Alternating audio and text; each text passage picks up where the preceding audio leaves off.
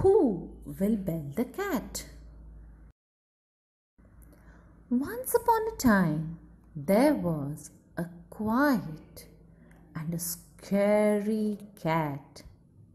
He used to come without making any noise. Then suddenly he would jump on a mouse and eat it. The mice were worried. One day they had a meeting. This cat is troubling us. What can we do? Said one of the mouse.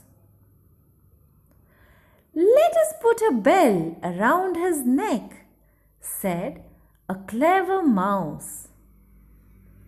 Oh, yes, that way when he comes we will know. The mice went on and on. They thought it was a wonderful idea. Suddenly, an old mouse had a doubt. But children, who will go near the cat? He will eat us if we go near him.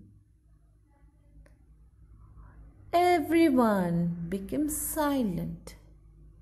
Their wonderful idea was not so wonderful after all.